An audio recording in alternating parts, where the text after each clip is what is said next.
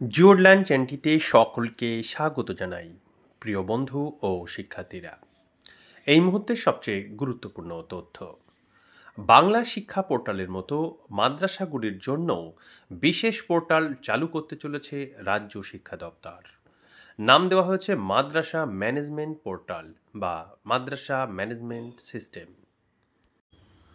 কলকাতা থেকেই রাজ্যের বিদ্যালয়গুলির উপর কেন্দ্রীয়ভাবে নজরদারি চালানো যায়, কিন্তু মাদ্রাসাগুলির ক্ষেত্রে তা হয় না, তাই এই ব্যবস্থা আনা হচ্ছে।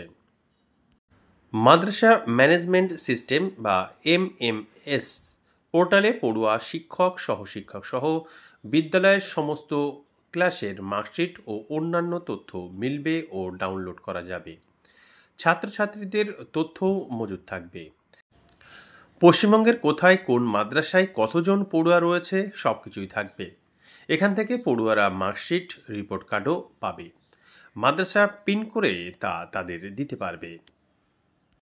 পশ্চিমবঙ্গ মাদ্রাসা শিক্ষা পর্ষদের ডেপুটি সচিব ডক্টর আজিজুর রহমান বলেন, বাংলা শিক্ষা পোর্টালে শিক্ষা দপ্তরের স্কুল ম্যানেজমেন্ট সিস্টেম অর্থাৎ MMS পোর্টাল রয়েছে, কিন্তু মাদ্রাসার যেহেতু কিছু অতিরিক্ত বিষয় রয়েছে সেখান থেকে ওই মার্কশিট ডাউনলোড করা যাচ্ছিল না, তাই মাদ্রাসা বোর্ড স্কুল শিক্ষা দপ্তরের সঙ্গে যৌথ উদ্যোগে আলাদা মাদ্রাসা ম্যানেজমেন্ট সিস্টেম পোর্টাল চালু করছে।